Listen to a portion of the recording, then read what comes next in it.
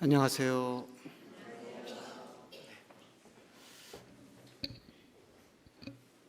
제가 공주에 10년 전에 왔었는데 기억하시죠?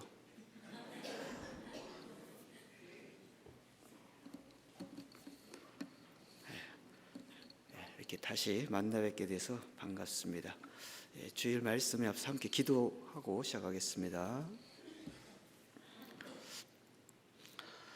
살아계시고 역사하시며 지금도 한 영혼 한 영혼을 찾아 구원하시기를 기뻐하시는 하나님 아버지, 저희들을 먼저 불러서 이 귀한 교회 가운데 하나님의 자녀로 저희들을 심으신 것은 저희들을 통해서 하나님의 그 일을 이루고 이 땅에 복음의 역사를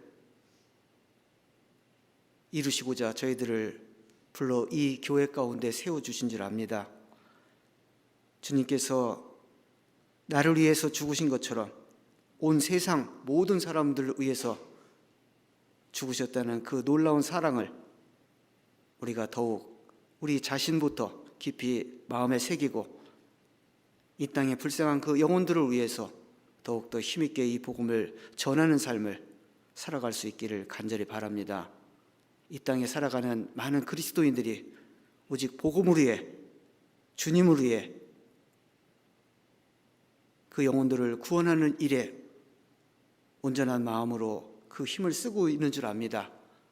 그 역사로 하나님께서 이 땅에 복음의 역사를 시작하셨고 이제는 전 세계로 이 복음을 또한 증거케 하여 주심에 우리가 그 많은 영혼들을 구원하는 일에 쓰임받고 있음에 늘 감사드리며 앞으로도 아직도 이루어져가는 그 많은 영혼들이 있음에 그 영혼들에게 오직 이 복음을 전하는 그 삶을 또 살다가 주님 앞에 모두가 당당히 설 수 있도록 도와주시고 함께하여 주시옵소서. 혹 오늘 귀한 이 자리에 함께하지 못하는 우리 형제자매님들 어느 곳에 있든지 하나님의 자녀로서의 마땅한 그 삶을 또 그리스도인으로서의 그 사명을 잊지 않게 하시고 하나님의 역사 가운데 모두가 다음에는 함께할 수 있도록 도와주시옵소서. 혹시 병중에나 여러 가지 어려움으로 곤란을 겪고 계신 형제자매님들 주님께서 일일이 기억해 주시고 그 병 중에서도 건강을 회복하여 주시고 어려움 가운데서도 주님의 은혜와 주님의 말씀과 주님의 지혜를 믿음으로 말미암아 그 모든 어려움에서 속히 나올 수 있도록 도와주시옵소서. 오늘 주님의 은혜 가운데 함께하는 귀한 말씀으로 역사해 주시고 듣는 모든 분들의 마음을 오로지 하나님의 복음을 위해 살아가는 그리스도인의 삶으로 나가고자 하는 간절함으로 믿음 가운데 세워주시기를 간절히 바랍니다. 모든 시종 함께해 주시고 인도해 주시기를 바라오며 예수님의 이름으로 기도드립니다. 아멘. 많이 힘드신가 봐요. 표정이 좀 웃고 시작합시다. 웃고. 다시 한번 인사드리겠습니다. 반갑습니다.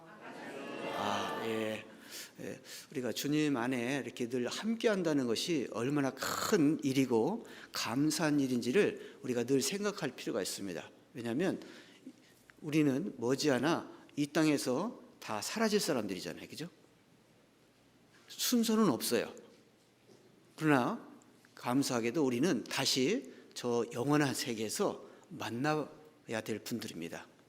그래서 우리가 늘 함께할 때 형제자매들을 귀하게 그리고 정말 반갑게 이렇게 맞이하고 우리 얼굴 표정부터 좀 기쁨으로 이렇게 좀, 물론 삶이 힘들고 어려우실 줄 압니다. 하지만 우리의 그 속은 늘 새롭고 기쁨으로 주님을 바라보는 믿음 안에 살아가면 삶이 정말 행복해지고 기뻐집니다. 그래서 우리 형제 자매를 만나는 것은 기쁨이고 행복이라는 것을 늘 이렇게 생각했으면 좋겠습니다. 여기 오늘 사도행전 11장 말씀을 좀 함께 공부하려고 하는데요. 14절부터 26절까지 교독을 한번 해보겠습니다. 교독을. 그리고 26절은 같이 읽어주셨으면 좋겠습니다. 제가 14절 읽으면 여러분들은 몇 절 읽어야 돼요? 예. 그래서 서로 교독을 26절까지 한번 같이 해보시겠습니다. 제가 읽어드리겠습니다. 그가 너와 내 온 집에 구원 얻을 말씀을 내게 이르리라 함을 보았다 하거늘.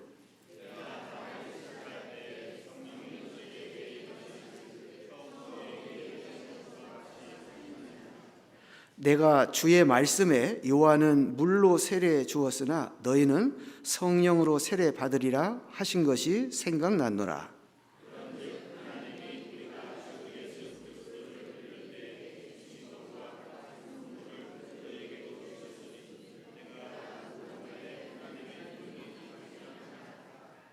저희가 이 말을 듣고 잠잠하여 하나님께 영광을 돌려 가로되 그러면 하나님께서 이방인에게도 생명 얻는 회개를 주셨도다 하니라.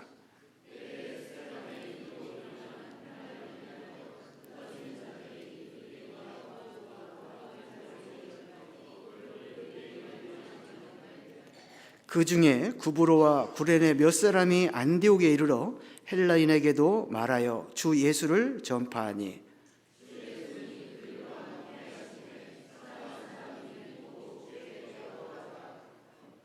주께 예루살렘 교회가 이 사람들의 소문을 듣고 바나바를 안디옥까지 보내니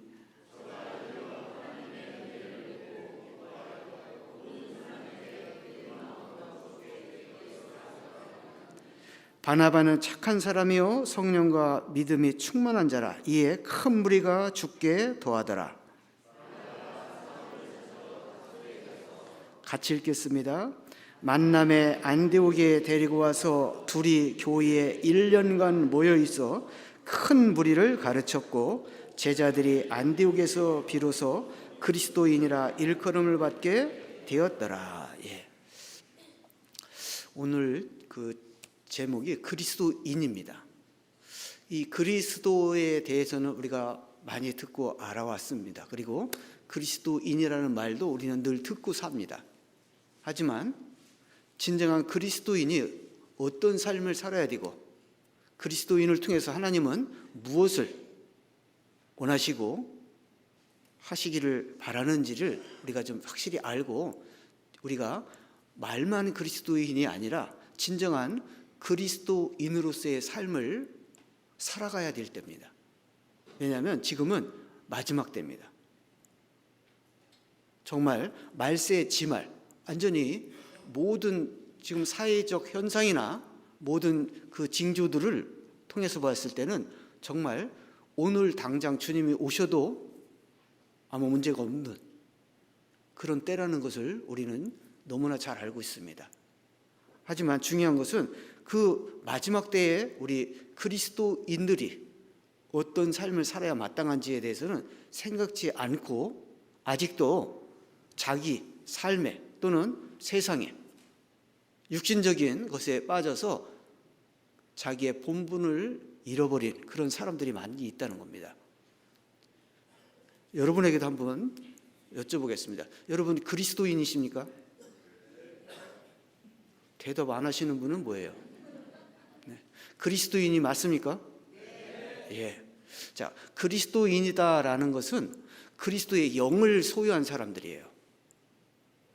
오늘 여기 우리가 함께 교독한 거기에도 보면 여기 14절에 보면 그가 너와 내 온 집에 구원 얻을 말씀을 내게 이르리라 함을 보았다 하거늘 내가 말을 시작할 때에 성령이 저에게 임하시기를.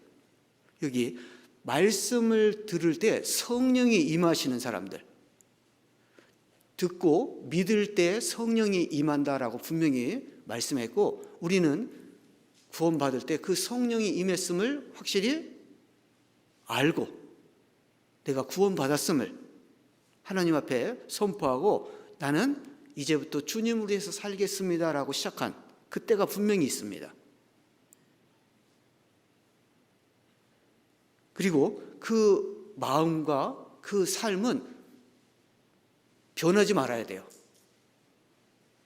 그런데 많은 사람이 처음 믿을 때와 나중에는 많은 것들이 달라져 있다는 거예요.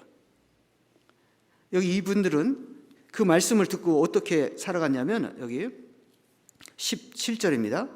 그런즉 하나님이 우리가 주 예수 그리스도를 믿을 때에 주신 것과 같은 선물을 저에게도 주셨으니 내가 누구간데 하나님을 능히 맡겠느냐 하더라. 저희가 이 말을 듣고 잠잠하여 하나님께 영광을 돌려 가로되 그러면 하나님께서 이방인에도 생명은 회개를 주셨도다 하니라.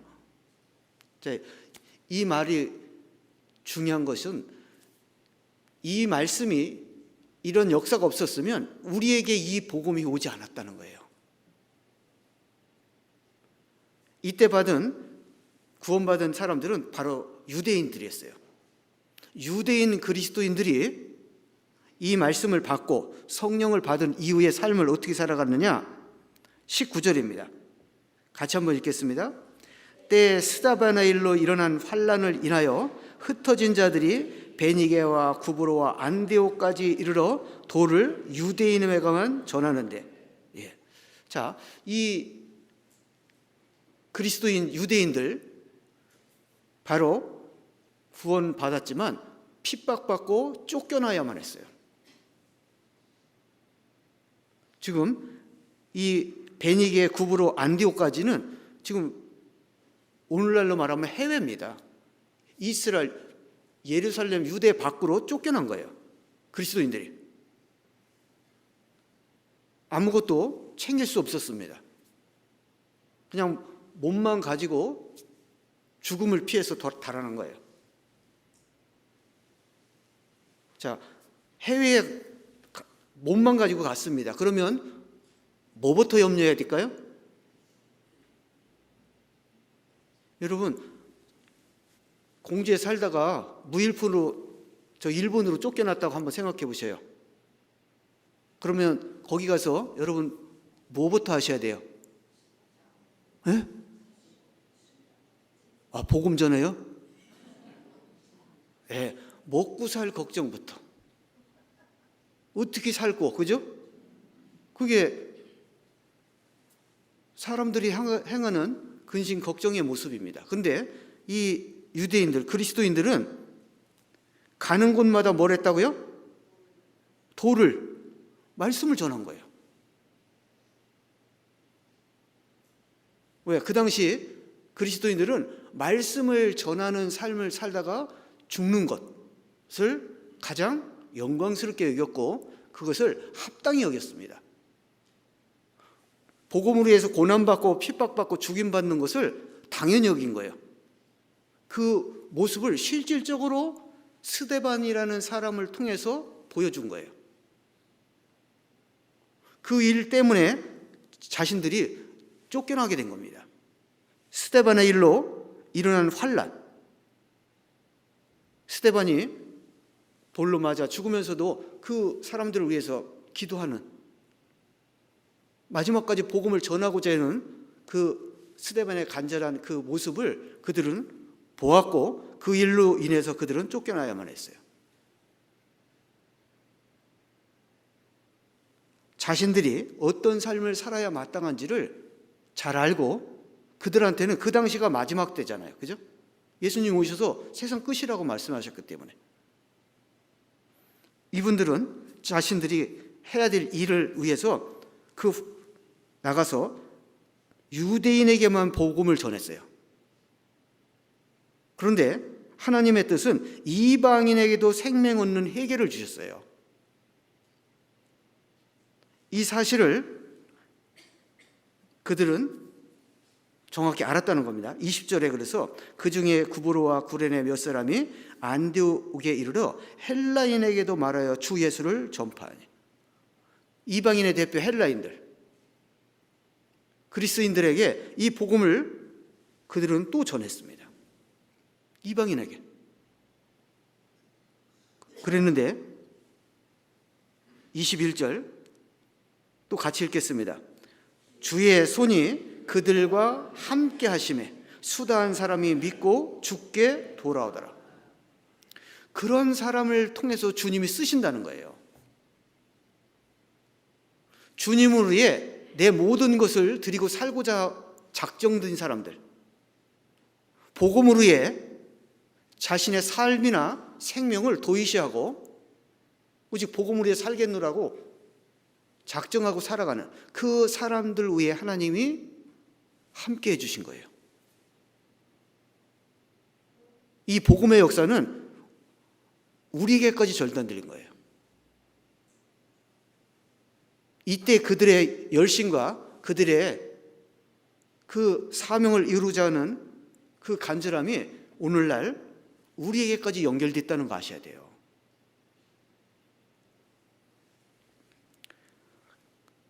거기에는 하나님의 손이 분명히 함께하고 계셨고 지금도 그래서 우리와 주님의 손이 함께하고 계셔요.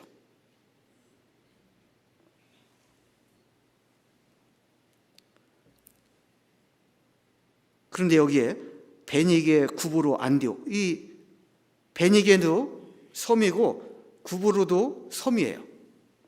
안디옥은 육지였습니다. 아무튼 이 모든 곳에 그들은 흩어져서 복음을 전하는데 전심전력을 다하다가 이 복음이 이제 안디옥에서 비로소 열매를 맺기 시작하는 거예요. 교회로서. 여기 22절,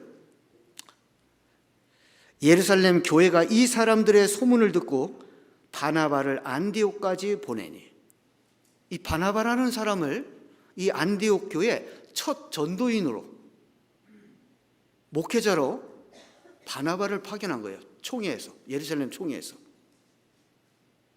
이 바나바라는 사람이 누구냐? 이 사람은 원래 구브로 출신이에요.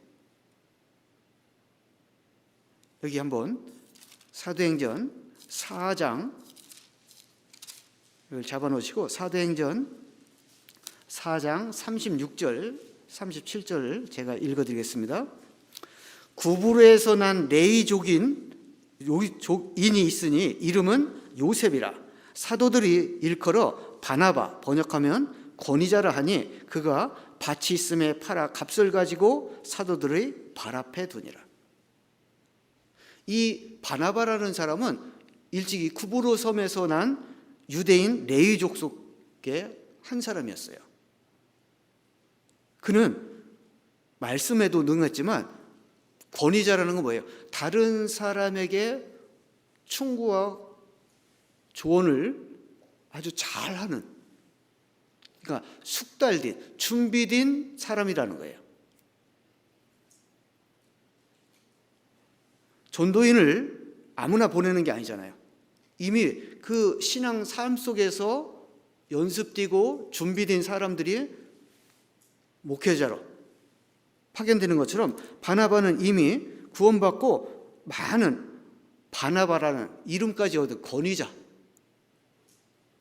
목회를 충분히 할 수 있는 준비가 된 사람이라는 뜻이에요. 그래서 구브로 출신 바나바를 총회에서 안디옥 교회 첫 초대 전도인으로 보냈다는 거예요. 왜 보냈냐? 이유가 있습니다. 그는 이방인이 구원받는다는 사실, 이방인이 구원받는 그 회개를 정확하게 들었어요. 이방인이 구원받는 역사가 시작됐다는 걸 어떻게 들었냐? 사도행전 11장, 바로 베드로에게 들은 거예요. 베드로에게. 12절, 성령이 내게 명하사 아무 의심 말고 함께 가라 하시매 이 6 형제도 나와 함께 가서 그 사람들을 집에 들어가니 그가 우리에게 말하기를 천사가 내 집에서 말하되 내가 사람을 요바에 보내어 베드로라는 시몬을 청하라. 그가 너와 내 온 집에 구원 얻을 말씀을 내게 이르리라 함을 보았다 하거나.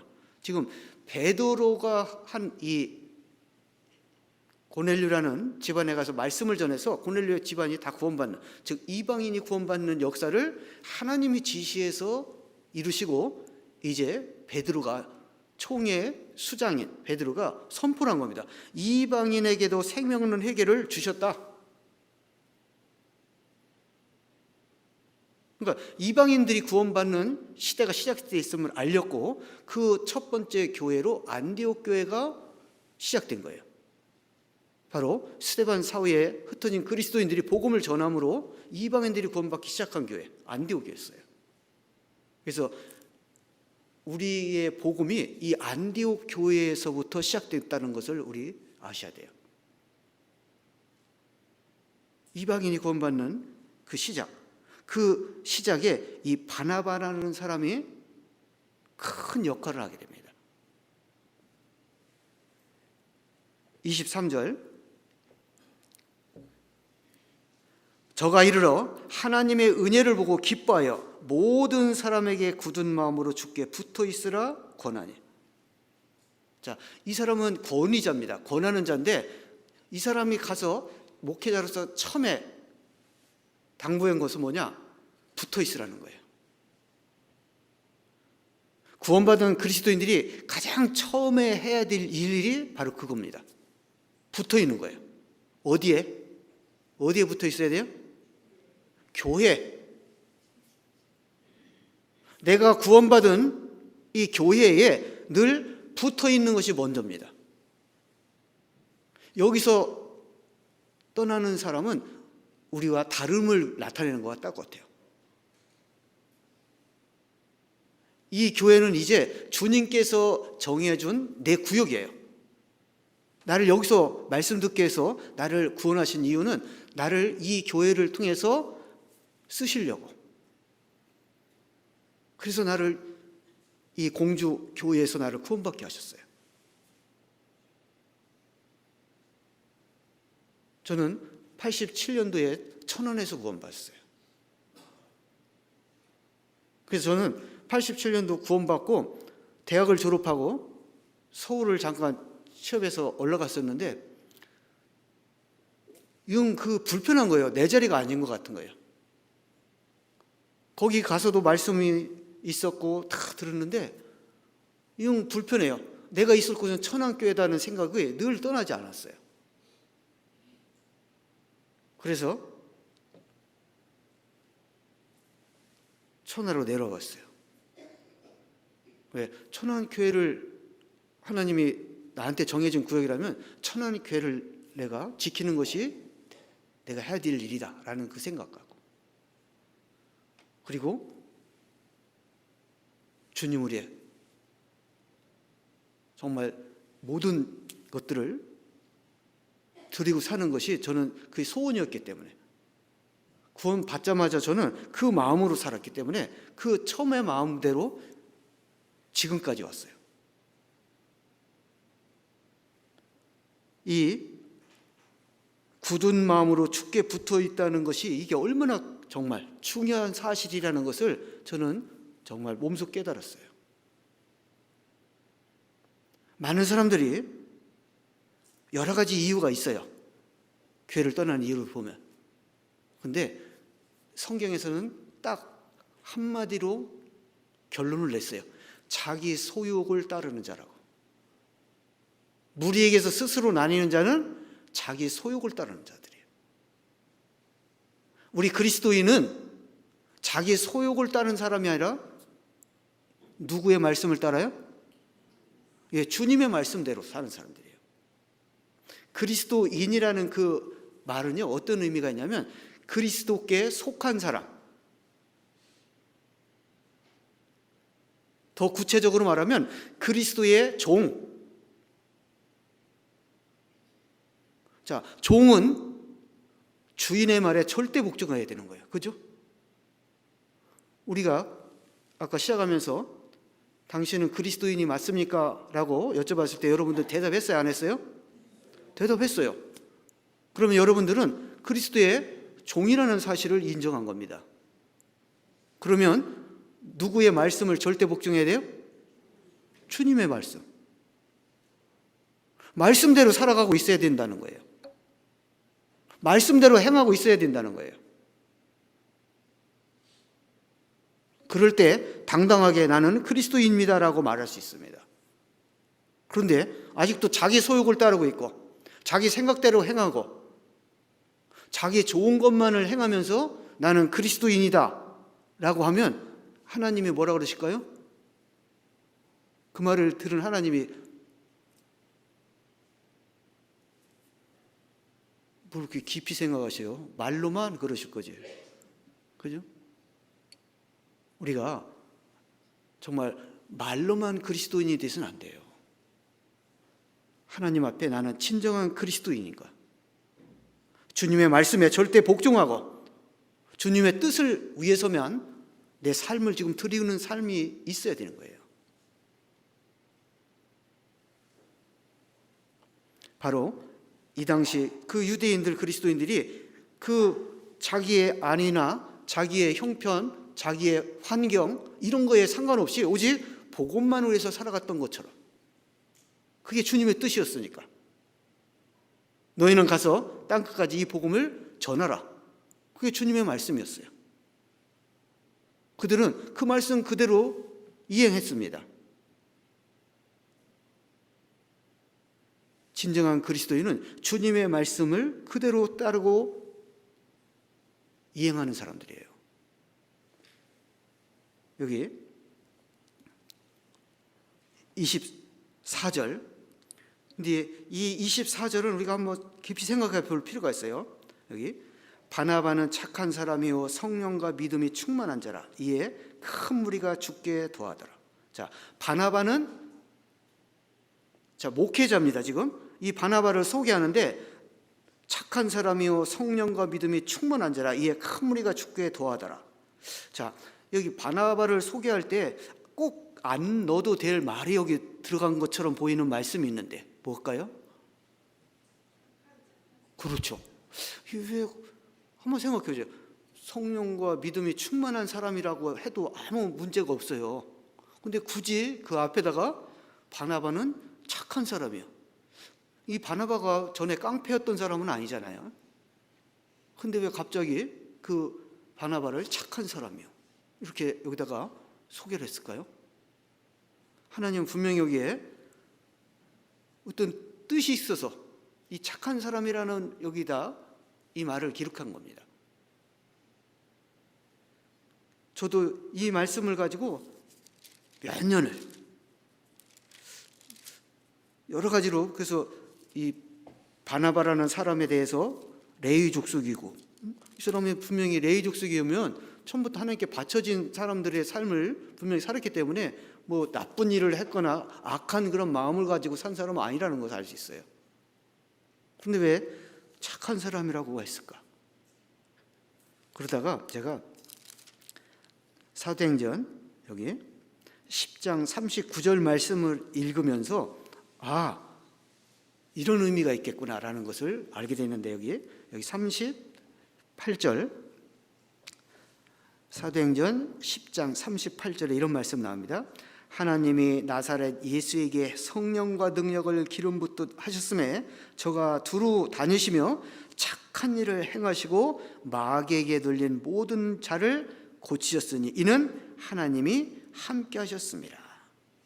여기 착한 일, 이 선한 일이 착한 일이잖아요. 그죠? 착한 일이 바로 예수 그리스도가 하신 일이 착한 일이었어요.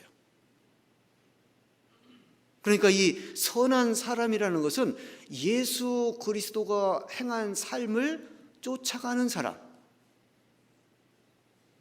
예수님을 닮아가는 사람, 선한 일을 행할 수 있는 사람. 이 착한 사람이란 말은 결론은 그리스도인이라는 내용을 담고 있다는 겁니다. 그리스도인. 그러니까 바나바는 이미 그리스도인으로서의 삶을 살아가고 있는 사람이에요. 그래서 성령과 믿음이 충만한, 예수님이 이 땅에 오셔서 성령과 믿음이 충만한 가운데 복음을 전하셨잖아요. 그죠? 그것처럼 바나바는 그리스도를 닮은 복음을 전할 수 있는 사람, 그런 의미를 담고 있다는 거예요. 그리스도인이에요. 바나바는. 그리스도인 바나바는 성령과 믿음이 충만한 삶을 늘 살아왔고 앞으로도 그 일을 이루며 살아갈 사람이라는 의미로 여기 바나바는 착한 사람이에요.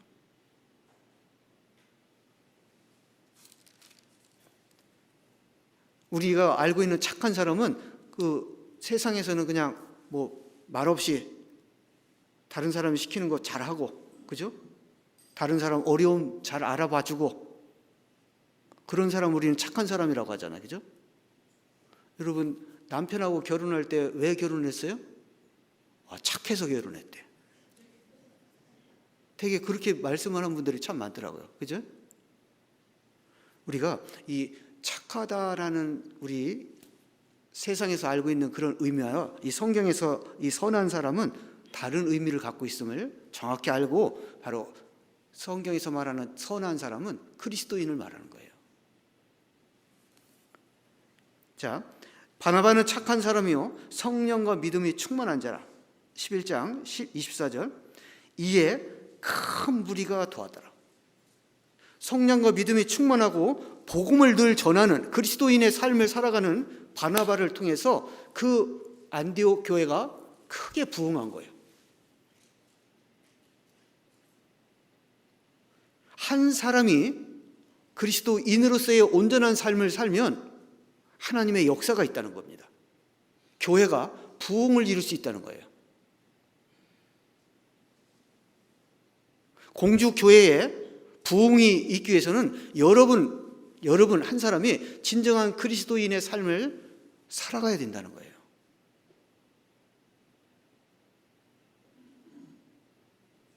교회가 오래되면 오래될수록 점점 그리스도인들로 풍성해져 가야 돼요. 여기 25절. 바나바가 사울을 찾으러 다소에 가서 만나매 안디옥에 데리고 와서 둘이 교회에 1년간 모여 있어 큰 무리를 가르쳤고 제자들이 안독에서 비로소 그리스도인이라 일컬음을 받게 되었더라. 자, 여기서도 꼭 안 써도 될 단어가 하나 들어간 것처럼 있는데 뭐가 있을까요? 뭐가 있어요? 같이 읽어보셨으니까. 이 착한 사람이라는 그 낱말처럼 여기도 굳이 안 써도 될 단어처럼 보이는 게 한 가지 있어요. 뭘까요? 26절에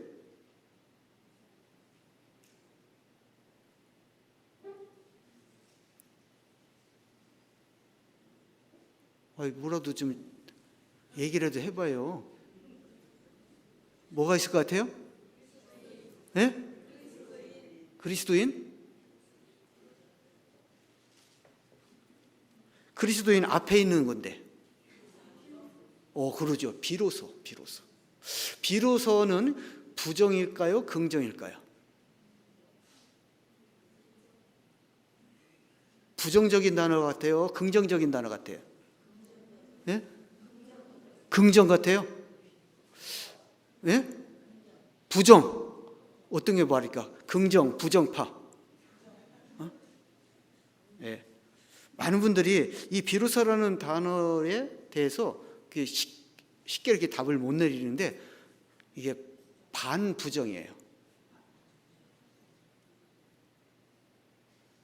아예 긍정도 아니고 아예 부정도 아닌데 이게 어떤 의미냐면 전에는 아닌데 이제서야 그런 의미가 들어있어요. 이제서야. 자, 그러니까 여기 전에는 이 사람들이 사도 바울이 와서 말씀을 가르치는 그 시간 동안 비로소 그리스도인이 된 거예요. 그 전엔 그리스도인이 아니었다는 거예요. 무엇이 문제였을까요? 예, 말씀이 없었어요. 정확한 말씀이. 그래서 사도 바울이라는 사람이 지금 바나바는 성령과 믿음이 충만하고 그리스도를 닮아서 복음을 전하는 일에는 열정적으로 했지만 문제가 한 가지 있었어요. 하나님의 말씀이 부족했던 거예요. 그런데 하나님의 말씀을 힘있게 전해줄 사람을 찾았는데 그 중에 사도 바울을 찾게 된 거예요. 여러분, 바나바와 사도 바울, 이 스펙으로 따지면 누가 더 뛰어난 사람이에요? 누가 더 뛰어나요? 바나바가 뛰어날까요? 사도 바울이 더 뛰어날까요? 외부로 보여지는 거나 또 그가 갖고 있는 모든 스펙으로 보면 사도 바울이 훨씬 뛰어납니다. 그는 이미 유대교에서 큰 일을 담당했던 청년, 열심당이었잖아요. 그죠? 거기다가 가말리엘 문화에서 학문도, 말씀도 모든 것에 능했던, 비록 젊은 사람이었지만 모든 면에서 뛰어났던 사도 바울이었어요. 자, 바나바는 초대 안디옥 교회 목회자인데 자기보다 스펙이 뛰어난 사도 바울을 굳이 불러다가 말씀을 함께 가르치자고 한다는 게 쉬운 일이었을까요? 당연한 일이었을까요? 어떤 일일 것 같아요? 오늘날로 말하면 제가 목회를 하다가 내가 가르치는 게 영 안 되겠어. 그래서 이완 목사님 우리 교회 초청해서 목회를 같이 하자고. 그렇게 한다면 그거 쉬운 일이에요? 어려운 일이에요? 있을 수도 없는 일이죠. 그잖아요. 지금 사도 바울과 이 바나바를 비교하자면 그 정도 차이라는 거예요. 쉬운 게 아니었다는 거예요. 그런데 왜 이 일을 감행할 수 있었냐? 이유가 있어요. 여기 9장 25절, 26절 9장 25절부터 보면 그의 제자들이 밤에 광주리에 사울을 담아 성에서 달아 내리니라. 사울이 예루살렘에 가서 제자들을 사귀고자 하나 다 두려워하여 그의 제자됨을 믿지 아니하니. 27절은 같이 한번 읽겠습니다. 바나바가 데리고 사도들에게 가서 그가 길에서 어떻게 주를 본 것과 주께서 그에게 말씀하신 일과 다메섹에서 그가 어떻게 예수의 이름으로 담대히 말하던 것을 말하니라. 이 바나바라는 사람은 사도 바울에 대해서 처음부터 그가 어떻게 다메섹에서 예수 그리스도를 만났고 그가 예수님께 들은 사명이 무엇이고 즉 이방인의 사도로 부르심을 받았다는 사실을 이미 바나바는 사도 바울과 만나서 교제함으로 알게 됐어요. 다른 제자들은 다 꺼려했습니다. 이게 1차 예루살렘에 사도 바울이 올라갔다가 퇴짜 맞고 내려온 거예요. 그 전에부터 복음을 전하려고 본인은 애를 썼지만 계속 핍박받고 죽음을 위협받는 그런 일을 당하면서 계속 쫓겨난 겁니다. 그래서 내가 복음을 위해서 살려고 하는데 왜 이런 일이 어려움이 생겼느냐 하고 예루살렘에 올라가서 제자들을 만나서 교제 좀 하고 싶고 위로를 받고 싶어서 갔는데 아무도 안 만나줘요.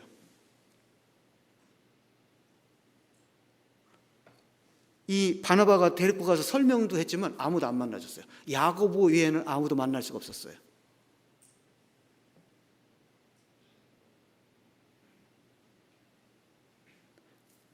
그래서 이 날 이후로 저 다소에 내려가가지고 13년간 장막 갱는 집 하면서 아무것도 복음도 전하지 못하는 상황에서 13년이라는 긴 세월을 살아갔습니다. 그러니까 준비하는 시간을 하나님이 13년 긴 시간을 사도 바울이 아무리 스펙이 뛰어나도 준비되지 않으면 복음을 전할 수 없었다는 거예요. 거기다가 복음이 힘있게 전해지려면 혼자는 안 돼요.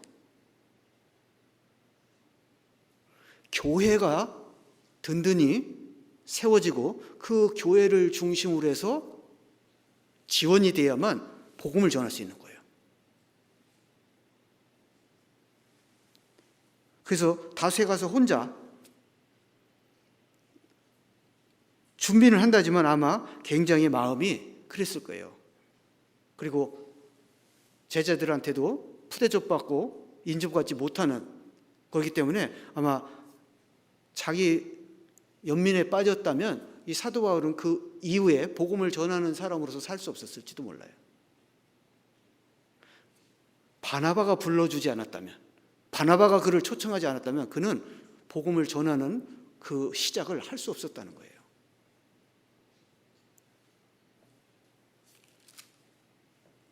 바나바는 이런 상황을 잘 알았고 그가 어떤 마음과 어떤 신앙의 삶을 사는 사람인지를 잘 알았던 거예요. 그래서 이방인의 교회로서 시작된 안디옥 교회가 진정한 하나님의 교회로 쓰임받기 위해서는 사도 바울이라는 이방인의 사도로 부르심을 받은 사도 바울이 필요했다라는 것을 이 바나바는 기도 가운데 하나님께서 주신 지혜로 알게 됐다는 거예요. 그래서 친히 갔어요. 친히. 자기가 안디옥 교회 목회자고, 그죠? 이미 사도들과도 친분이 있어서 늘 인정받는 사람이잖아요. 그러니까 얼마든지 사람 보내서 나랑 같이 복음 전할래라고 전할 수도 있잖아요. 그런데 직접 내려갔어요. 다소까지. 안디옥에서 다소까지는 상당히 먼 거리입니다. 80km가 넘어요. 그때 당시에는 걸어가야 돼요. 거기를 가서 만나자마자 사도 바울도 두 말 없이, 왜? 그 바나바가 어떤 사람인지 교제를 했으니까. 자기의 모든 상황을 가장 잘 아는 사람이라는 것을 바나바와 사울은 서로 알았기 때문에 만나자마자 안디옥에 데리고 왔고 둘이 함께 교회에 1년간 사도 바울이 얼마나 열심으로 말씀을 최선을 다해서 가르쳤을까요? 드디어 내가 복음으로 위해 살 수 있는 길이 열렸고 그 교회가 자기 앞에 세워졌잖아요. 그 말씀을 받은 그 사람들이 비로소 진정한 그리스도인으로서 탄생이 된 거예요. 이 그리스도인이라는 말이 여기 처음 나오기 시작한 곳이 사도행전 11장입니다. 그래서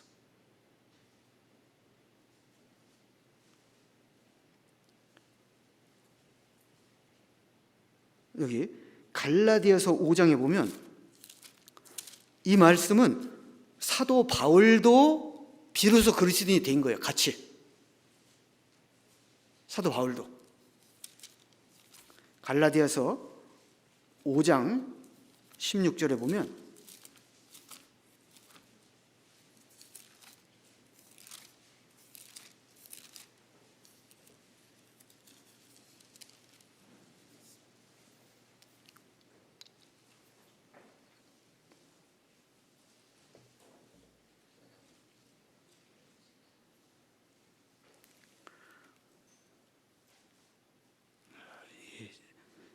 네, 18절부터 제가 쭉 읽어드리겠습니다. 18절부터 5장. 너희가 만일 성령의 인도하시는 바가 되면 율법 아래 있지 아니하리라. 육체의 일은 현자니 곧 음행, 더러운 것과 호색과 우상 숭배와 술수와 원수 맺는 것과 분쟁과 시기와 분냉과 당짓는 것과 불리함과 이단과 투기와 술 취함과 방탕함과 또 그와 같은 것들이라. 전에 너에게 경계한 것 같이 경계하느니 이런 일을 행하는 자들은 하나님 나라를 유업으로 받지 못할 것이요 오직 같이 읽겠습니다. 20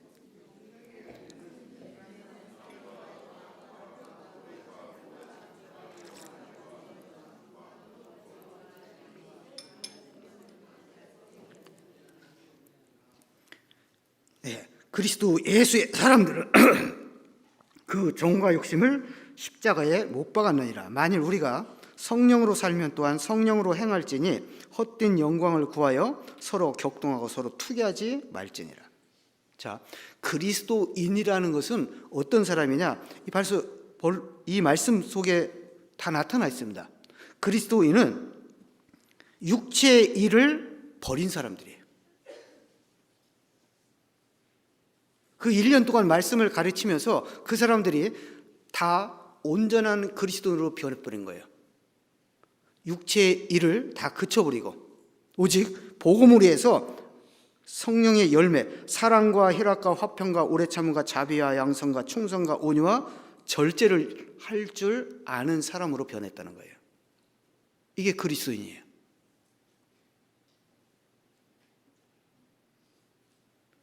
자, 구원은 받았는데 우리들 가운데도 아직도 육체의 일이 버려지지 않은 사람들이 많다는 겁니다.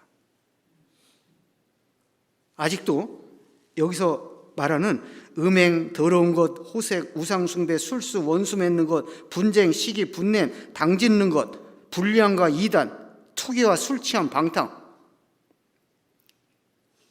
어떤 분은 아직도 술을 못 끊는 놈도 있고, 교회 안에서 뭔가 늘 분쟁을 일으키는 사람도 있고, 형제 자매를 사랑해야 되는데 시기 질투로 미워하고,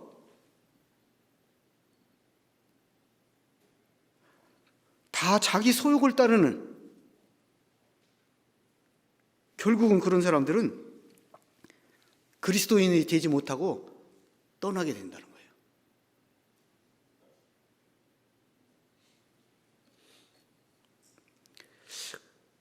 그래서 제가 구원은 받았지만 아직도 육체의 일을 따르고 변하지 않는 사람들이 있다는 것을 알고 제가 이름을 하나 지어드렸어요. 이름을. 여러분, 구원 받았다고 말은 하는데 말을 해놓은 걸 보면 구원받은 사람이 아니야.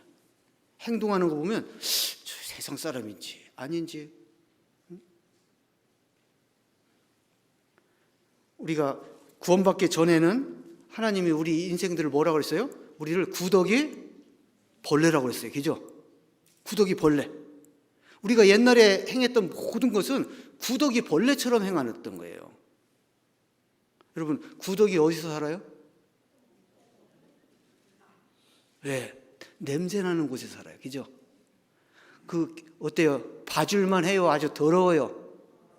네, 아주 막 코를 막고 막 그 자리에 있는 것만으로도 우리는 견딜 수 없다는 거 알잖아요. 그죠? 지금은 그래도 수세 시기라 괜찮지만 옛날에는 우리 어르신들 잘 아시죠? 예, 포세식은 여름이가 문제예요. 그죠? 여름에 또 물이 넘쳐서 들어가요. 그래갖고 멀거내져 있어.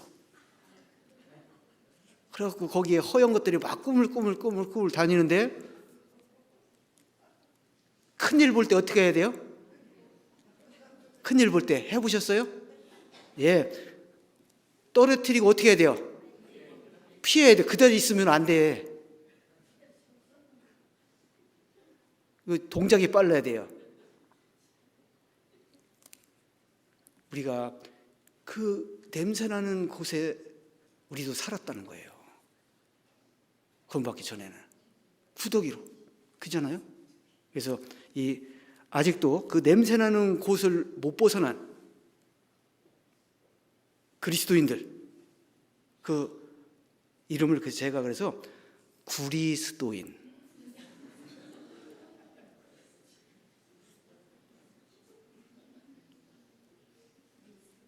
여러분, 그리스도인 맞습니까? 아니면 구리스도인입니까? 아직도 내 말투나 내 행동이 옛날 사람, 옛날 모습, 옛날 말투 그대로 행하고 있다면 그분은 그리스도인이 아직 아니에요. 말씀을 더 듣고 더 읽어서 진정한 비로소 그리스도인으로서 여러분이 된다면 이 공주교회는 하나님께서 함께 하시고 복음의 역사로 부흥케 하십니다. 정말이에요. 아직도 그 어린아이 신앙 가운데서 시기와 분쟁, 술수, 당짓고 원수 짓는 이런 일에 힘쓰고 있다면 나는 어린아이 신앙이라는 거예요. 아직 그리스도인이 되지 못한 겁니다.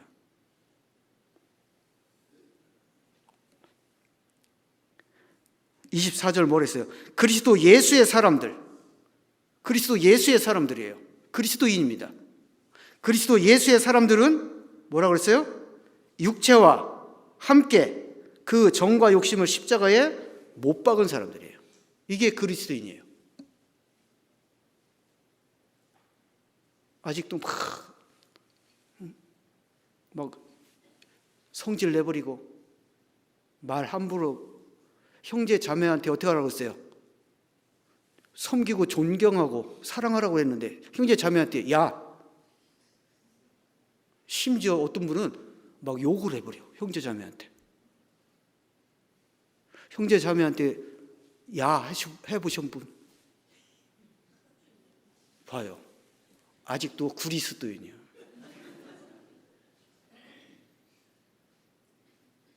형제 자매한테는 늘 어려도 심지어 내 아들이라도요 그리스도인이라면 존대를 써줘야 돼요. 왜? 그렇게 존귀하게 여길 줄 안다는 거잖아요. 제가 천안교회에 있을 때 제 조카들이 많이 구원받고 같이 있었기 때문에 조카들은 늘 어려서부터 같이 이렇게 야 임마 막 그러고 살잖아요. 그죠? 교회에서도 제가 그 습관이 나와가지고 한번 야 너 이리 와봐. 이제 제가 중고등 부장을 하고 있었기 때문에 제 조카들이 중고등부 학생이었어요. 근데 그 말을 목사님이 들어버렸어. 그 말을. 그래갖고 이영재님 일로 와보세요. 제가 얼마나 혼났는지 몰라요. 조카지만 교회에서는 형제님이라고 부르라고. 그래서 제가 그 뒤로는요 교회 가면 제가 포항교회를 갔더니 진돗개를 기르더라고요. 근데 그 진돗개가 희한해요. 구원받은 사람은 안 짖어. 근데 구원받지 않은 사람은 짖어요. 희한해요. 그래서 제가 야, 교회에서는 개한테도 함부로 하면 안 되겠구나. 그래서 개한테도 제가 존댓말을 했다니까요. 개한테도. 교회에서는.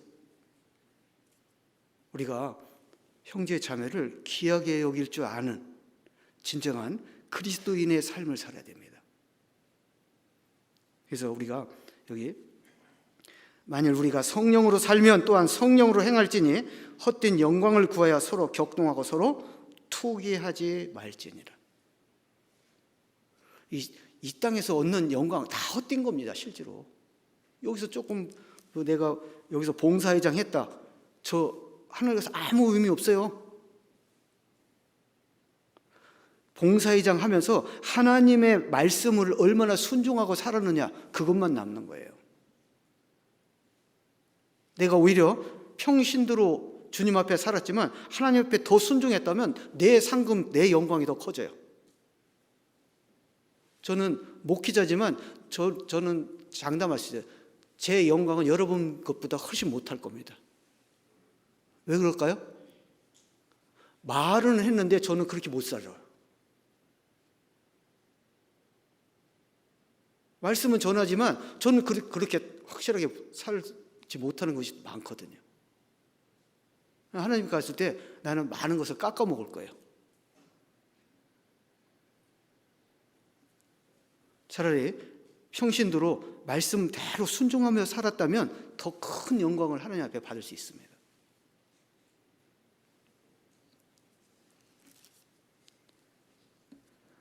저는 이 사도행전을 여러 가지 다른 이름으로 부르잖아요. 그죠? 첫 번째는 뭐로 부르요? 사도행전, 그야말로. 그죠? 또 성령행전 들어보셨을 거예요. 또요. 또 전도행전 들어보셨어요? 들어보셨어요? 예. 또요. 예. 오늘 주제와 똑같아요. 그리스도인의 행전. 그리스도인들의 삶이 여기 기록되어 있어요. 그들을 통해서 복음이 어떻게, 교회가 어떻게 확산됐는지를 자세히 기록하고 있어요. 그리고 오늘 진짜 드리고 싶은 말씀은 바로 부흥행전입니다. 부흥행전. 사도행전은. 여러분, 부흥이라는 낱말을 많은 사람들이 좀 잘못 알고 있고 부정적으로 알고 있어요. 왜? 이미 많은 기독교 단체에서 이 부흥이라는 단어를 잘못되게 해놨어요. 그러나 성경에서 말하는 부흥은 그것과는 달라요. 세상에서 말하는 부흥은 돈이 목적이에요, 실제로. 그죠? 말은 전도라고 하는데 아니에요. 돈이 목적이에요. 그래가지고 유능한 강사를 초빙한다고 하는데 유능한 강사일수록 뭘 잘해야 돼요? 뭘 잘해야 되는지 아셔요? 네. 목걸이 반지 다 빼내야 돼요.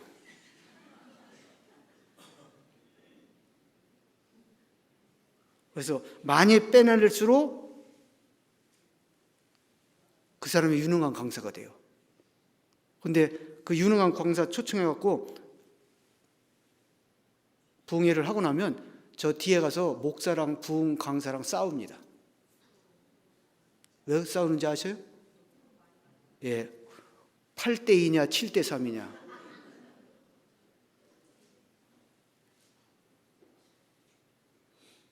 그들은 주체가 사람이고요, 목적은 돈이에요. 그러나 성경에서 말하는 부흥은 그거와 달라요. 여러분, 성경에도 부흥이라는 단어가 나오는데 혹시 아셔요? 어디에 나온지? 성경에도 부흥이라는 단어가 나와요. 들어보신 분? 어디요? 몰라요.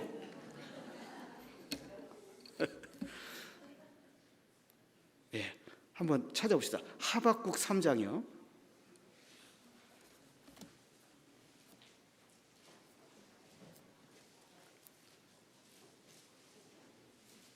하박국 3장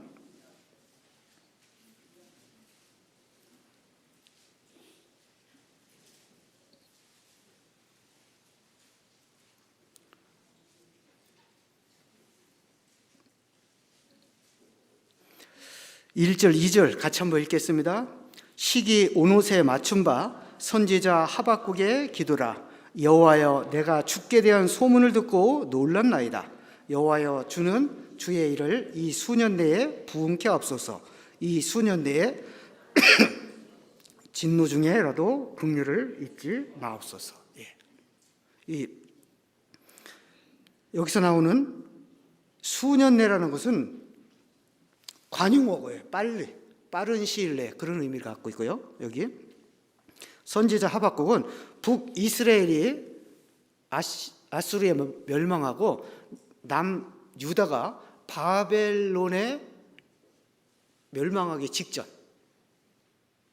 그 상황에서 하박국이 지금 하나님께 기도드리는 내용이에요.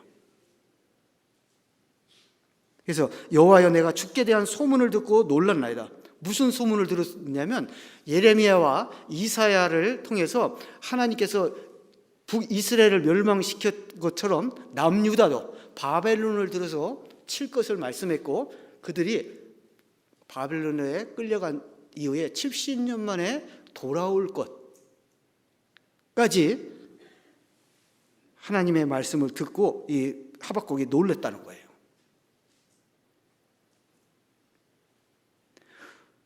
그러면서 주는 주의 일, 이 주의 일이 부흥입니다. 주님의 일이에요. 부흥은 주님의 일입니다. 주님의 일을 이 수년 내에 부흥케 하옵소서. 그러니까 부흥을 일으켜 주시는 분은 누구예요? 주님이에요, 주님. 그런데 준비되지 않으면 주님께서 부흥을 이루실 수 없는 거예요.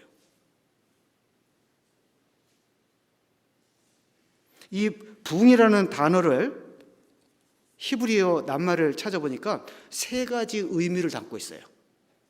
이 부흥이라는 단어에. 여기 이 히브리어로 하야 또는 가야흐라는 그 말이 부흥이라는 단어를 나타내고 있는데, 그 첫 번째 뜻은 숨쉰다, 살아있다.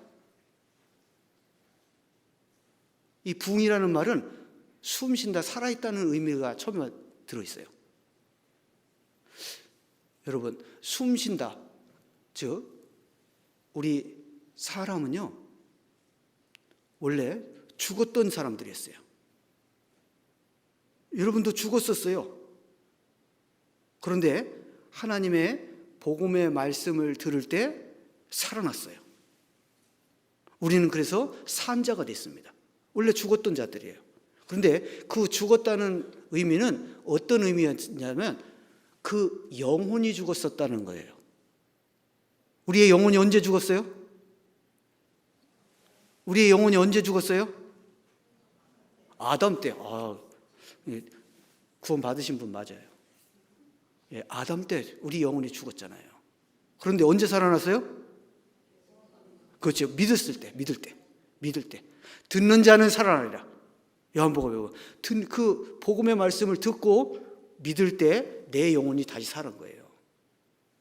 그러니까 그런데 문제가 있어요.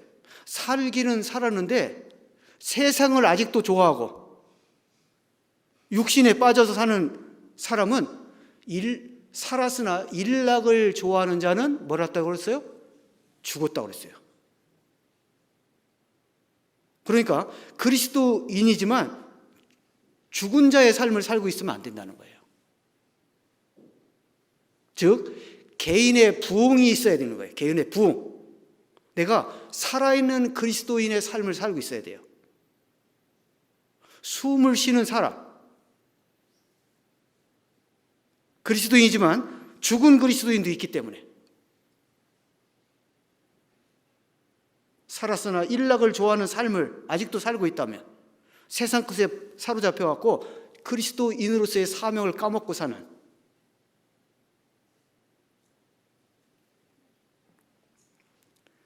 그래서 살아있는 그리스도인의 삶을 살기 위해서는 뭐가 늘 열려 있어야 되냐면 기도가 열려 있어야 돼요. 그래서 하나님께서 사람에게만 숨을 쉴 때 필요한 기도라는 것을 있게 했고, 근데 참 희한해요. 사람만 기도와 뭐가 붙어 있어요. 뭐죠? 네? 기도와 붙어 있는 게 뭔지 아세요? 식도요.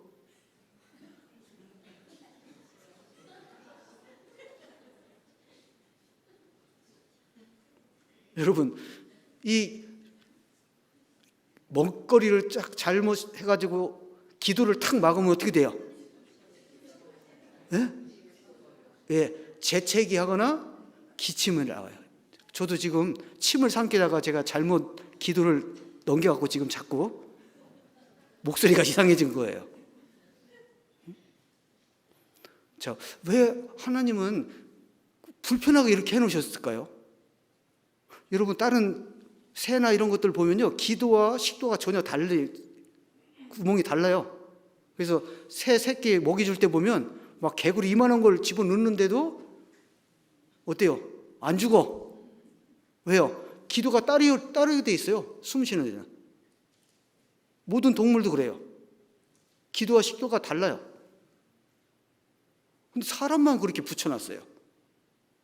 하나님이 우리에게 이 몸을 가지고도 하나님 뜻을 깨닫고 살아라고.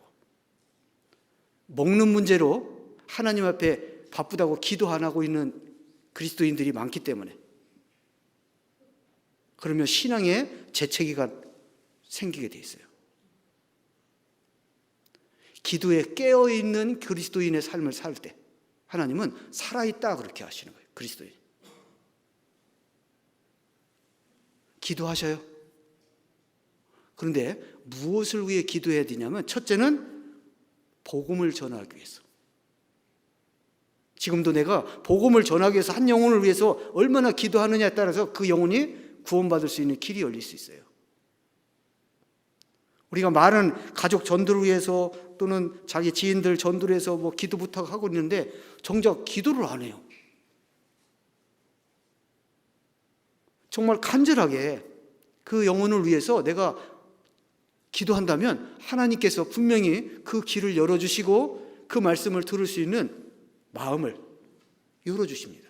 정말로.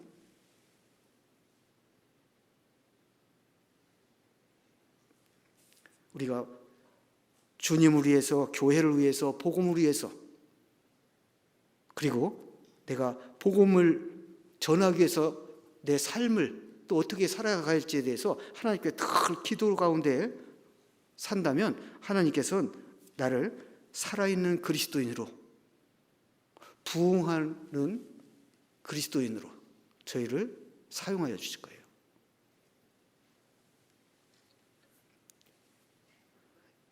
이 또 부흥이라는 단어의 두 번째 뜻은 회개라는 단어가 들어있어요.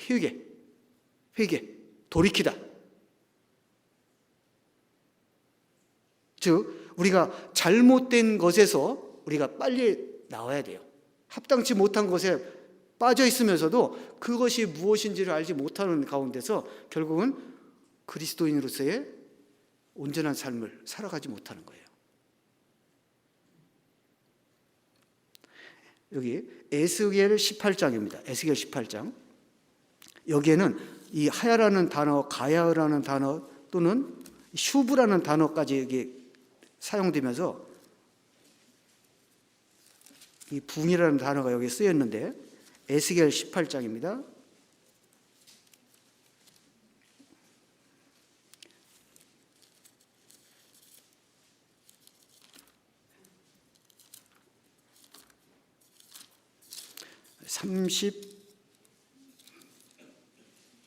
(30절부터) 같이 한번 읽겠습니다. 나 주 여호와가 말하노라.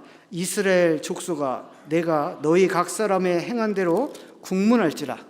너희는 돌이켜 회개하고 모든 죄에서 떠날지어다. 그리한즉 죄악이 너희를 패망케 아니하리라. 너희는 범한 모든 죄악을 버리고 마음과 영을 새롭게 할지어다.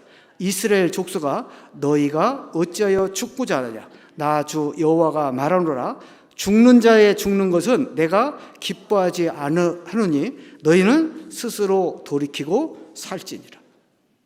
돌이키다, 회개하다, 버릴지어다, 이런 말들이 이 부흥이라는 단어를 다 쓰고 있어요. 어찌하여 죽고자 하느냐. 아직도 죽은 그리스도인의 삶을 살면서 그것이 무엇인지도 모르고 내가 살아가는 것이 정상적인 것처럼, 내가 진정한 그리스도인의 삶을 알지 못하고 잘못된 길에서 헤매는 삶이 있다면 빨리 돌이키고 회개하고 버리고 살 수 있는 길로 나가야 된다는 겁니다. 그게 부흥이에요. 그러니까 개인의 부흥이 먼저입니다. 내가 온전한, 비로소 그리스도인이 돼야만 하나님 앞에 쓰임 받을 수 있는 삶이 된다는 거예요.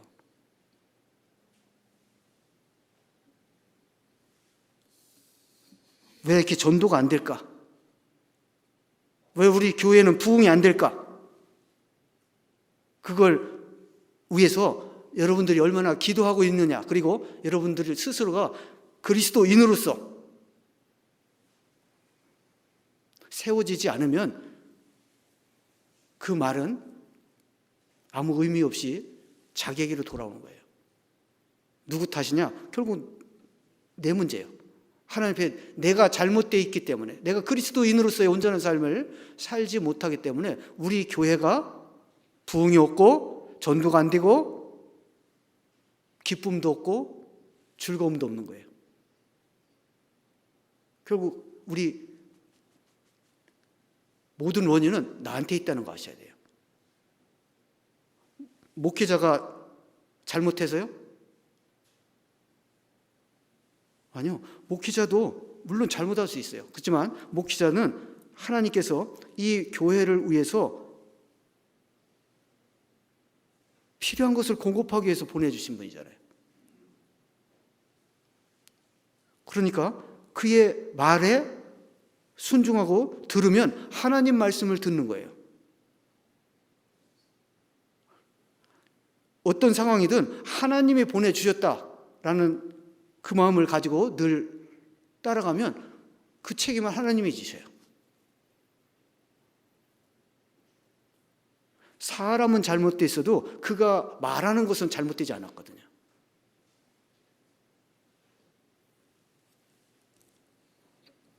우리가 주님 앞에 정말 진정한 그리스도인으로서 나를 세우는 일에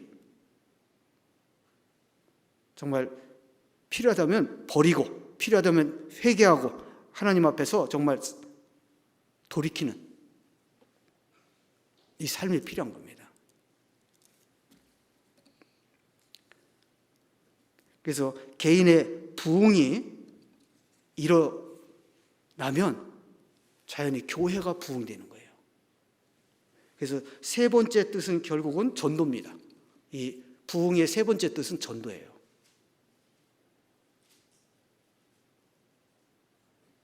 왜냐하면 부활, 다시 산다는 의미가 들어있거든요. 이 부흥은.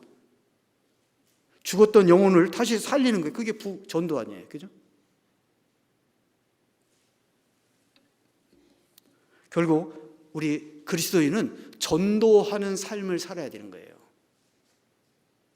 여기 비로소 그리스도인들로 안디옥 교회 형제 자매들이 비로소 그리스도인들이 되니까 어떤 일이 벌어졌느냐? 전도가 시작됐어요. 13장, 사도행전 13장.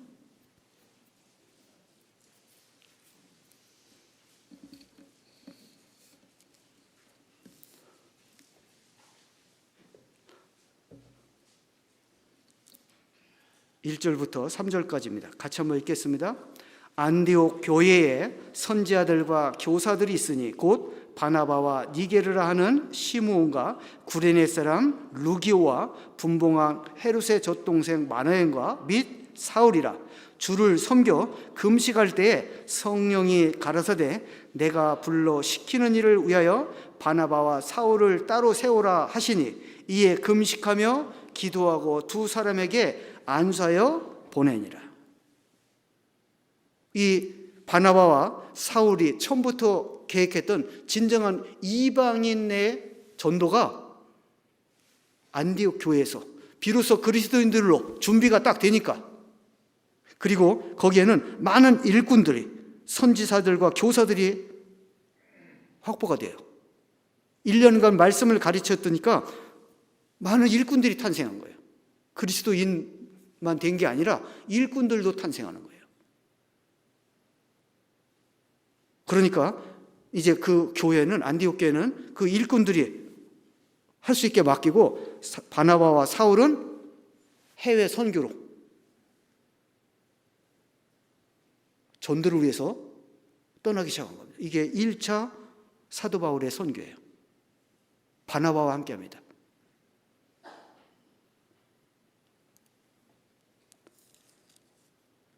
이 복음의 역사가 오늘날 우리에게까지 연결됐다는 거예요.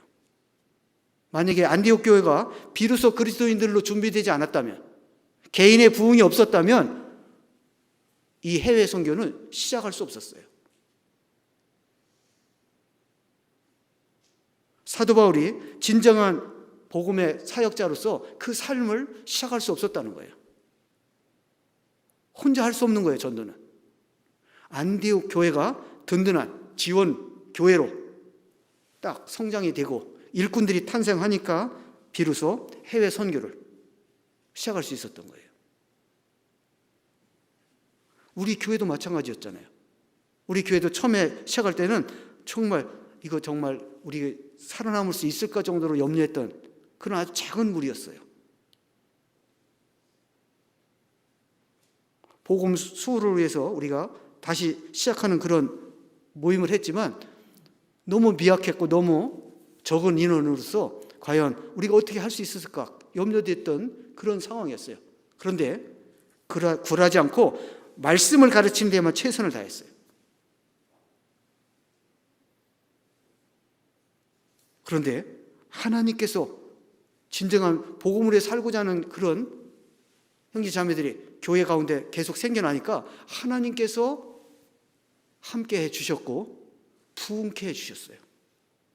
우리가 해외 선교를 하게 된 것도 우리가 막 뭘 애쓴 게 아니에요. 실제는 하나님이 필요한 것들을 먼저 갖추게 하시고 때가 되니까 전도의 문을 열어주셨어요. 지금도 우리가 해외 선교하는 거 보면 우리가 막 억지로 말 하는 게 없어요. 먼저 하나님이 문을 열어주면 우리는 그대로 쫓아가서 복음 전하고 필요한 거 지원하면 또 거기서 교회가 탄생하고 또 복음이 전해져요. 우리가 전국이 230여 개의 교회가 생긴 것도 마찬가지였어요. 억지로 한 게 없어요. 이때 당시 이 안디옥교에서 시작된 이 복음의 역사 그대로 오늘날 우리 교회가 그대로 그리스도인들의 삶을 이행하고 있다는 겁니다. 이거 엄청난 축복을 우리가 받고 있다는 거 알으셔야 돼요. 근데 그 축복으로 여기지 못하는 분들이 많아요. 그 중요성과 가치를 정말 잘 인식하고 우리가 진정한 그리스도인으로서 마지막 때 주님께서 우리를 통해서 일하고 하시고자 하는 그 역사를 우리가 마쳐야 됩니다. 지금 마지막 때라 그런지요, 복음이 막 너무나 빠르게 세상 끝까지 막 복음이 들어가고 있어요. 우리가 생각지 않았던. 지금도 아직도 이 원시인들이 지금도 살고 있다는 거 아세요? 글도 몰라요. 그럼에도 불구하고 그런 곳까지 저희가 복음을 전하러 들어가게 해줘요. 이 볼리비아나 이쪽 이 아마존 이런 지역은요, 아직도 원시 종족들이 살고 있습니다. 그래서 한 분이 거기서 이제 나와서 이제 도시에서 구걸하고 살다가 어떻게 우리 복음을 알게 됐고 말씀을 들었어요. 그래서 말씀 듣고 구원받고 보니까 자기 부족이 다 지금 지옥 가게 생긴 거예요. 그래서 이분이 신앙생활을 하면서 늘 부탁이 뭐냐면 우리 부족한테 가서 말씀을 좀 전해달라고. 근데 거기를 가려면 어떻게 가냐? 차로도 못 가요. 걸어가야 돼요. 정글 속에 있기 때문에. 그래서 하도 계속 몇 번을 그렇게 얘기하니까 거절할 수 없어서 그 목회자가 갔어요. 정말 전도 자료 이런 것들 기계도 쓸 수가 없어갖고 하여튼 뭐 여러 가지 장비 막 다 둘러매고 그러고 이제 그 원시 부족이니까 뭐 문명 어떤 그런 걸 전혀 뭐 설명이 안 되잖아요. 그냥 말씀으로 또는 뭐 그림으로밖에는 안 되는 거예요. 뭐 성경도 그들은 글씨를 모르니까, 글자를 모르니까. 그래서 어떤 일단 차를 타고 이틀을 갔대요. 이틀을. 그리고 걸어서 하루. 그 장비 메고 들어간 거예요. 딱 도착했더니 11시 정도 됐나 봐요. 밤. 근데 거기서 복음을 전하는 거예요. 그런데 그 형제가 마을 회의를 해야 되니까 여기 천막에 잠깐 좀 있으라고 하고 갔는데 안 돌아오는 거예요. 근데 새벽이 다 돼서 돌아왔어요. 그래갖고 왜, 뭐 때문에 이렇게 오래 걸렸냐 그랬더니 그 사람들이 생전 처음 보는 맛있는 게 들어왔으니까 이걸 먹을 거냐,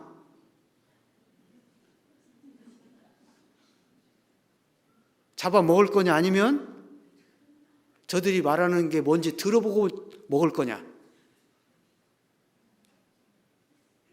이제 뭘 전화로 왔다고 하니까 그걸 들어보고 먹을 거냐, 이제 그것 때문에 싸우느라고. 그래가지고 결론이 났는데 일단은 들어보자. 그래가지고 그날 밤을 거의 샌 거잖아요. 그 아침에 나가서 그 복음을 전한 거예요. 그 엘리엇이 복음 전에 들어갔다 죽었잖아요. 그게 실감이 나더래요. 바로 그쪽에 있는 원시 부족이었거든. 들어갔는데 가서 말씀을 전했는데 다행스럽게 그 말씀을 들은 분들이 대부분이 구원을 받았어요. 얼마나 간절하게 전했을까요? 일단은 거기 데리고 간 그 형제는 얼마나 간절하게 기도했을까요?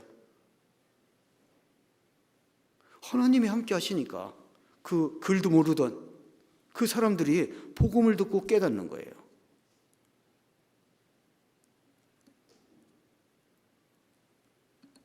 그 바람에 안 잡아먹히고 잘 나왔대요. 지금도 그리스도인들을 통해서 하나님이 역사하신다니까요. 그것도 우리를 통해서. 얼마나 이게 큰 영광입니까? 이 엄청난 큰 영광을 우리가 작게 여기고 아직도 세상 썩어질 것만 위해서, 육신을 위해서, 교회 안에서도 서로 사랑해야 될 이 교회 안에서도 합당치 못하게 분쟁하고 투기하고, 정말 우리 형제자매를요 너무 귀하다, 정말 함께 해주셔서 너무 감사하다. 진정한 그리스도인이 있어서 우리 공주교회가 여기까지 왔다. 여기까지 온 것도 기적이잖아요, 실제는. 그죠? 벌써 없어질 수도 있었어요, 공주교회도. 그런데 하나님이 지켜주셨고 그리스도인들이 아직 남아있기 때문에 이제 여기서 하나님의 부흥을 이뤄야 됩니다. 더 이상 우리가 소극적으로만 뭔가 어떻게 되겠지 막연하게 기다릴 게 아니라 우리 자신부터 부흥을 하고 하나님의 부흥을 우리 교회 가운데 끌어올 수 있는 적극적인 그리스도인들로 우리가 살아가야 돼요.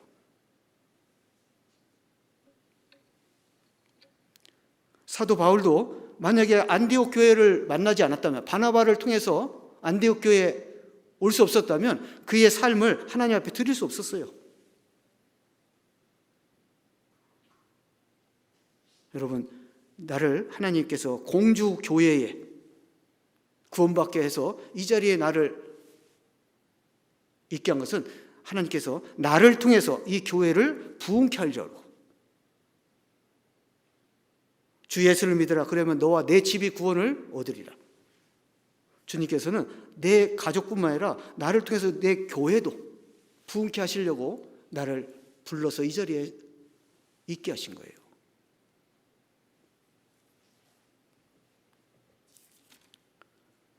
이 주님 우리의 살아가는 진정한 그리스도인의 삶은 그렇게 뭐 거창한 게 아니에요, 실제는. 주님의 말씀을 따라서 내 삶을 그대로 그 말씀에 순종하고 살아가면 되는 거예요. 기도하는 가운데서 주님의 말씀을 주시는 대로 그대로 순종하면서 형제 자매를 사랑하라고 했으면 사랑하고, 섬기라고 했으면 섬기고,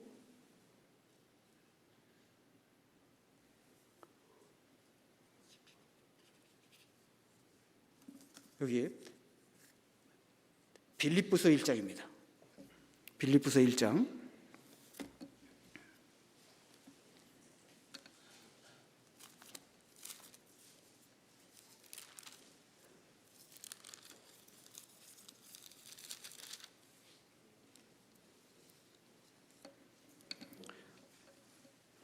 27절입니다.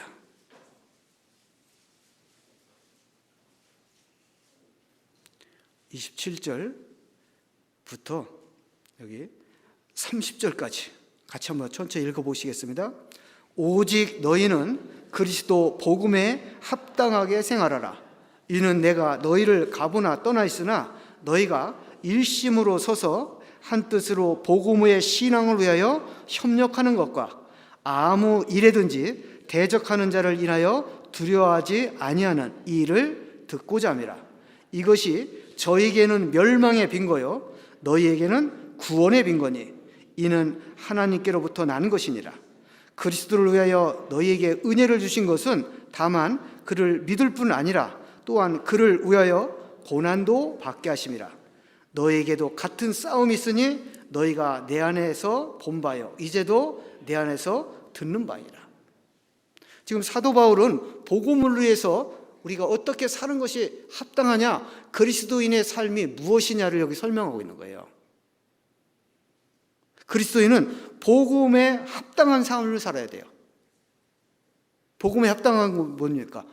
하나님께서 우리에게 전해주신 그 복음이 어떻게 전해져서 나에게 이르는지를 알고 우리도 그와 같은 삶을 사는 거예요.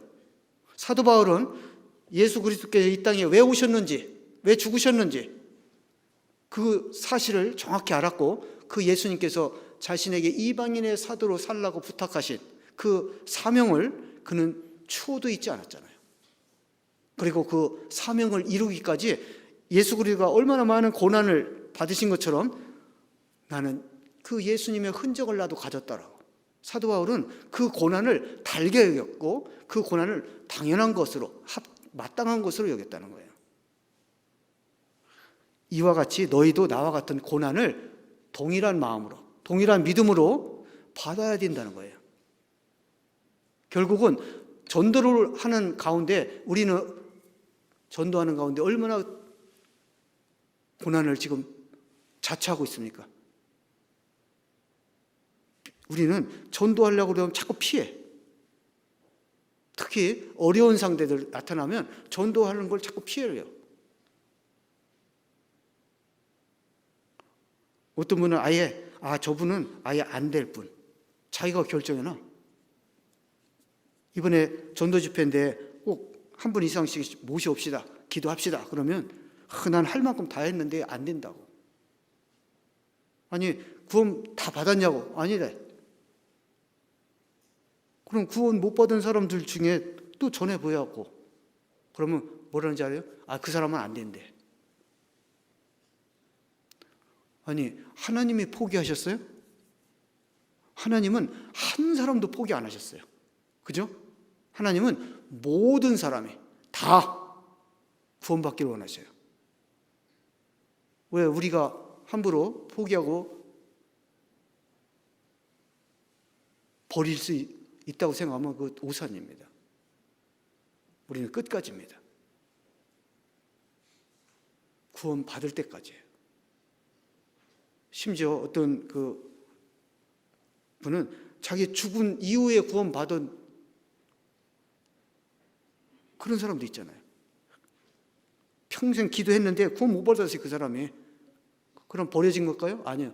나중에 우연하게 말씀을 듣게 되고 구원받아서 자기에게 그 말씀을 전했을 때 그분한테 지금이라도 자기는 너무 감사한다고.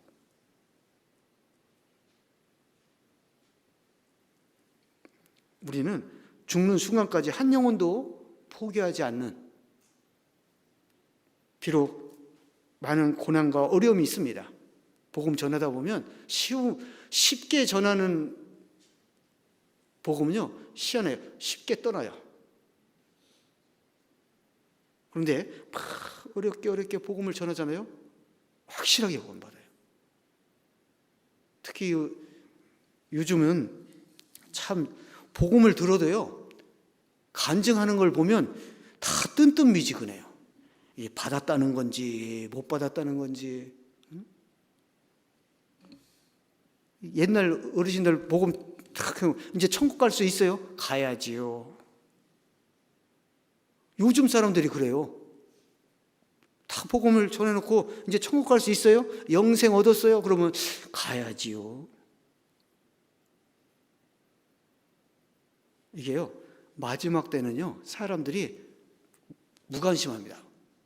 아무 생각이 없이 살아요. 생각이 없는 사람들이 너무 많아졌어요. 요즘 젊은이들하고 얘기해 보면요, 죄송합니다. 차라리 강아지랑 얘기하는 게 더 나아요. 강아지는 그래도 사람 말 잘 알아먹어요. 그죠? 응? 그런데 요즘 젊은이들하고 상담해 보면, 이번에도 한 분이 말씀을 다 들었어요. 그래서 제가 물어봤어요. 창조가 믿어지셔요? 하나님 살아계신 거 믿어지셔요? 그랬더니 뭐 확실한 거 없어요? 아니, 우리 전도 집회 자료가 얼마나 확실해요. 증거가 얼마나 다양하고. 그런데 이 젊은이는 뭐 확실한 거 없네요. 안 믿어진다는 거예요. 그래서 제가 그분한테 물어봤다니까요. 당신 이름이 뭐요? 뭐 그래요. 그거 확실하냐고. 응? 그 이름 확실한 거 뭐 다른 거 없냐고. 그랬더니 예? 아니, 증거가 부족해서 안 믿는 게 아니라 당신은 관심이 없다고 지금. 생각 없는 거라고. 왜냐하면 그 사람 생각 속에는 오직 게임밖에 없어요. 요즘 젊은 사람들이요, 다 게임에 중독돼 있어요.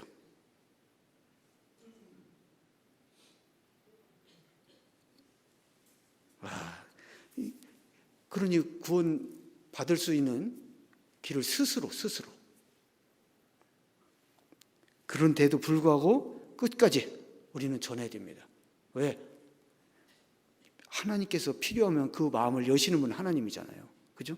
우리가 포기 안 하면 하나님은 절대 포기 안 하시잖아요. 우리가 이 마지막 때 복음을 전하기가 더 어려운 시대에 사는 것은 분명하지만 우리가 최선을 다하고 끝까지 하려는 그 마음만 있다면 하나님이 분명히 역사해 주세요. 그래도 가끔 구원받는 분 중에 아주 확실하게 간증하는 분들이 나오더라고요. 여기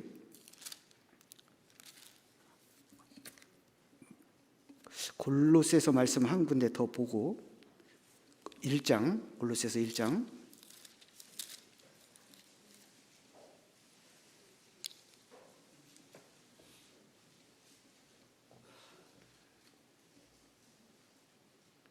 여기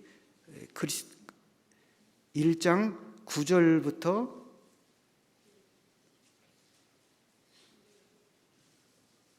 14절까지 같이 한번 9절부터 14절까지 같이 한번 읽겠습니다. 이로써 우리도 듣던 날부터 너희를 위하여 기도하기를 그치지 아니하고 구하노니 너희로 하여금 모든 신령한 지혜와 총명에 하나님의 뜻을 아는 것으로 채우게 하시고 주께 합당히 행하여 범사에 기쁘시게 하고 모든 선한 일에 열매를 맺게 하시며 하나님을 아는 것에 자라게 하시고 그 영광의 힘을 조차 모든 능력으로 능하게 하시며 기쁨으로 모든 견딤과 오래 참음에 이르게 하시고 우리로 하여금 빛 가운데서 성도의 기업의 부분을 얻기에 합당하게 하신 아버지께 감사하게 하시기를 원하노라. 그가 우리를 흑암의 권세에서 건져내사 그의 사랑의 아들의 나라로 옮기셨으니 그 아들 안에서 우리가 구속고 죄사함을 얻었도다. 우리가 구원받은 것을 하나님께서 우리를 통해서 하나님의 기업의 부분을 잊게 하시려고, 그것을 이루게 하시는 분이 하나님이라고, 그분을 온전히 따르고 쫓아가는 그리스도인의 삶을 살 때 하나님께서 우리를 통해서 모든 선한 일에 열매 맺게 하시는, 부흥케 하시는 분이 하나님입니다. 그러니까 내 가족이 구원받고 내가 전도하는 사람들이 구원받는 게요, 하나님께서 열매 맺게 하는 삶입니다. 그 안에 내가 어떻게 하나님 앞에 그리스도인으로서의 삶을 최선을 다해서 사느냐. 그리고 한 가지 또 생각할 것이, 우리 가운데 구원을 받았다고 착각하는 분들이 가끔 있어요. 구원받지 못했으면서도 교회 나오는 걸 좋아하는 그런 사람들이 있어요. 왜냐하면 구원받았다고 하는데 하나 변하는 게 없어요. 몇십 년이 지났는데도. 그런 분들이 가끔 있더라고요. 그런데 하나님께서 그런 영혼도 사랑하십니다. 왜냐하면 우리가 그런 영혼이 있다면 그 영혼을 위해서 기도해주고 기다려주고 참아주는 것이 있어야 됩니다. 그러면 하나님이 때가 되면 그 말씀을 깨닫도록 도와주셔요. 막 지적하고 당신 구원도 못 받았어 막 이렇게 하면 안 돼요. 그 영혼을 위해서 기도해줘야 돼요. 그리고 참아주고 기다려주면 하나님께서 우리의 모습을 통해서 그 영혼을 구원받을 수 있는 말씀을 주십니다. 정말로. 그래서 구원받지 못하고 우리 가운데 이렇게 섞여 있는 분들이 가끔 있습니다. 그런 분들을 저 또 이름 하나 줬어요. 그분들은 가짜기 때문에 가리스도인. 네. 하지만 하나님께서 우리가 먼저 부흥된 그리스도인으로서 하나님 앞에 힘있게 살면 우리의 기도를 하나님이 들어주시기 때문에 그런 영혼도 우리 말씀을 통해서 구원받을 수 있습니다. 그리고 어느 날 갑자기 나 이제 구원받는다고 탁 나와서 변해지는 삶을 삽니다. 정말. 저는 그동안 목회하면서 그런 분들을 여러 번 봤어요. 그래서 우리 가운데도 혹시 그런 분이 있다면 기도 많이 해 주십시오. 그래서 우리가 주님 안에서 온전한 그리스도인들로 공주교회가 부흥을, 하나님의 부흥을 이루는 그런 교회로서 우뚝 섰으면 좋겠습니다. 기도하고 마치겠습니다. 살아계시고 역사하시며 지금도 우리 교회를 통해서 하나님의 그 복음의 부흥을 이루시고자 원하시는 주님, 하나님의 그 뜻 가운데 저희들을 먼저 불러서 이 공주교회 가운데 세워주신 줄 압니다. 우리가 비로소 그리스도인이 되어서 주님 앞에 쓰임받는 귀한 부흥을 이루는 공주교회로 하나님 앞에 드려지기를 간절히 바라고 원합니다. 하나님께서 이 공주교회 축복해 주셔서 하나님의 복음으로 흥왕되고 날마다 그 수가 더해가는 하나님의 그 역사하시는 교회로서 주님 앞에 영광 돌리고 많은 형제 자매들이 늘 기쁨과 은혜 가운데 성령과 믿음이 충만한 그리스도인의 삶을 모두가 이루고 하나님 앞에 쓰임받는 사람들이 될 수 있도록 도와주시고 함께하여 주시옵소서.